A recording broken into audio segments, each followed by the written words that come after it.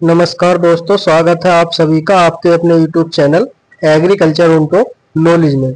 मैं आपका भाई ऋतिक आपके लिए इस वीडियो के अंदर यूपी कैटेट, ICR और यूपी बोर्ड के एग्जाम के लिए बहुत ही महत्वपूर्ण प्रश्न लेकर आया हूँ। किस तरीके के हैं वो प्रश्न? बहुविकल्प है, यानी कि महत्वपूर्ण प्रश्न है। कैसे है? 10 बहुविकल्प प्रश्न है, जिसे बोलते हैं MCQ।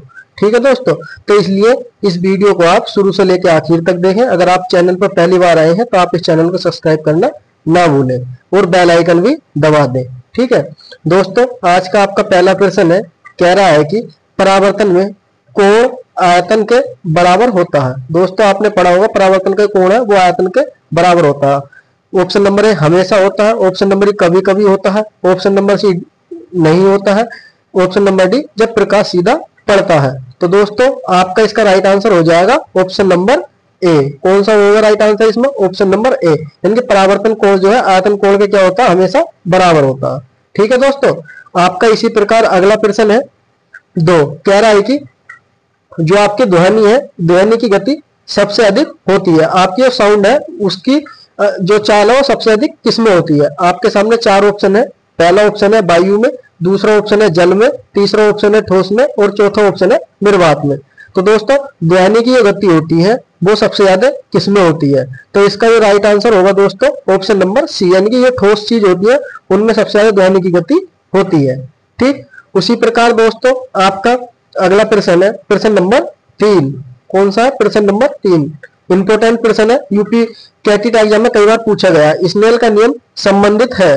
दोस्तों स्नेल का नियम है वो किससे संबंधित है? आपके सामने 4 ऑप्शन है, परावर्तन से, अपरावर्तन से, परिकल्पना से और ऑप्शन नंबर डी है द्रव्यमान से। तो दोस्तों स्नेल का नियम है वो किससे संबंधित है? इसका राइट आंसर हो जाएगा ऑप्शन नंबर डी। कौन सा राइट आंसर होगा दोस्तों इसका? Option number B right answer हो जाएगा। ठीक है, उसी प्रकार दोस्तों आपका अगला प्रश्न हो जाएगा। कौन सा अगला प्रश्न हो जाएगा? कह रहा है कि क्वेश्चन नंबर 4 कह रहा है कि तापमान का मात्रक है। दोस्तों तापमान का मात्रक है, तो इसके भी लिए यहाँ पे क्या 4 ऑप्शन है, उन 4 ऑप्शन में से क्या आपको बताना है। पहला ऑप्शन हो जाएगा आपका डिग्री, दूसरा ऑप्शन आ जाएगा सेल्सियस, तीसरा ऑप्शन है केल्विन और चौथा ऑप्शन आएगा रेकाइन। तो दोस्तों तापमान का मात्रक है, तापमान को हम किस चीज में मापते हैं? तो ये 4 ऑप्शन में से आपका कौन सा ऑप्शन सही हो जाएगा? ऑप्शन नंबर सी, यानी कि केल्विन में क्या हम तापमान को नापते हैं। ठीक है, डिग्री में किसे नापते हैं? टेम्परेचर को।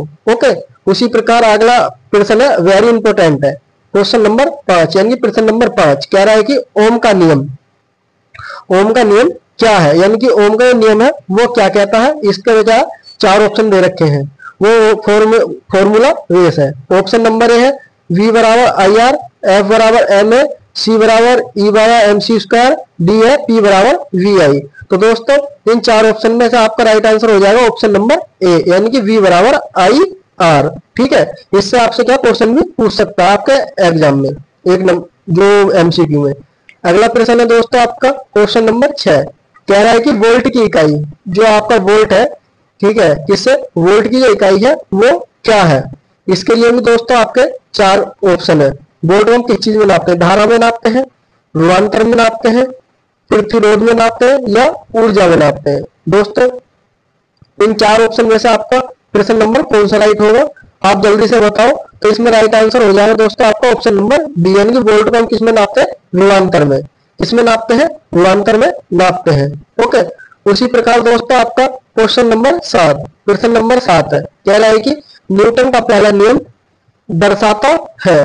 दोस्तों न्यूटन थे साइंटिस्ट, उनका पहला नियम किसे दर्शाता है? तो इसके लिए क्या आपको 4 ऑप्शन है, वेरी इंपॉर्टेंट क्वेश्चन है, ये आपके क्या पूछा गया है? त्वरण को, जड़त्व को, गुरुत्वाकर्षण को और ऑप्शन नंबर डी है बल को। तो इसमें 4 ऑप्शन में से आपका कौन सा आंसर राइट होगा? तो दोस्तों मैं बता दूं इसमें से आपका option number B right answer हो जाएगा, यानी कि जड़त्व का नियम है वो पहले नियम को दर्शाता है किसे? न्यूटन के। ठीक है, उसी प्रकार दोस्तों आपका लास्ट आज का क्वेश्चन है 8वां। कौन सा है? 8वां क्वेश्चन है, कह रहा है कि दाब की इकाई होती है, दाब को इंग्लिश में बोलते हैं प्रेशर। तो दोस्तों हम प्रेशर को किस चीज से नापते हैं, यानी कि इसका पैरामीटर क्या होता है? तो इसके सामने आपके क्या 4 ऑप्शन है, इन 4 ऑप्शन में से बताना। पहला है जूल में, दूसरा आपका पास्कल में, तीसरा आपका वाट में, चौथा आपका न्यूटन में। तो दोस्तों इन 4 ऑप्शन में से आपको कौन सा ऑप्शन राइट होगा? तो इसमें राइट हो जाएगा आपका दोस्तों क्वेश्चन ऑप्शन नंबर बी, यानी कि किसमें नापते हैं? पास्कल में हम नापते हैं। Option number B right answer हो जाएगा। जूल में किसे नापते हैं? कार्य को। ठीक है, उसी प्रकार दोस्तों आपका सेकंड लास्ट क्वेश्चन है आज का नंबर 9 क्वेश्चन है। कह रहा है कि संवेग, इसे बोलते हैं मोमेंटम, इंग्लिश की बात करते हैं मोमेंटम बोलते हैं। तो इसका फार्मूला क्या होता है? वेरी इंपॉर्टेंट है।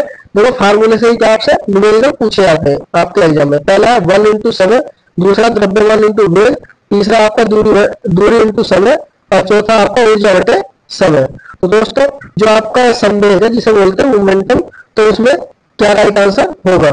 तो इन 4 ऑप्शन में से आपका राइट आंसर कौन सा होगा? तो इसमें ऑप्शन नंबर हो जाएगा बी, यानी कि द्रव्यमान इंटू वेग। कौन है? द्रव्यमान इंटू वेग। ठीक है, तो दोस्तों आपका वेरी इंपॉर्टेंट क्वेश्चन है, आज का लास्ट क्वेश्चन है। आज का जो है आपके लिए लास्ट क्वेश्चन है।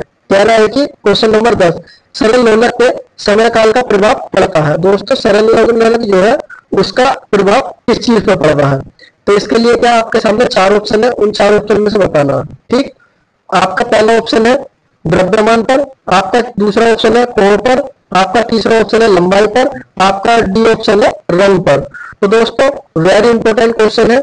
इसका ये सरल लोलक का समय काल पड़ता है तो ऑप्शन नंबर सी, यानी कि लंबाई पर पड़ता है। किस पर पड़ता है? लंबाई पर। ये क्या निर्भर होता है। ठीक है, तो दोस्तों आपको हमारी वीडियो कैसी लगी जरूर बताना। तो थैंक यू दोस्तों। आप इस वीडियो के लास्ट में एक प्यारा सा कमेंट करें जरूर, आपको हमारी वीडियो कैसी लगी, और वीडियो को लाइक करना ना भूलें, और चैनल को सब्सक्राइब जरूर कर लें, जिससे आने वाली हर एक इस प्रकार की वीडियो आप तक क्या है पहले पहुंच जाए। क्योंकि उसके लिए आपको क्या करना पड़ेगा? बेल आइकन जरूर दबाना पड़ेगा। ठीक है, चैनल सब्सक्राइब करने के बाद बेल आइकन भी जरूर दबा लें, क्योंकि कोई भी इंपॉर्टेंट जो पॉइंट है वो आपसे मिस ना हो। तो दोस्तों मिलते हैं अगली क्लास में, तब तक के लिए मैं इजाजत दें। धन्यवाद।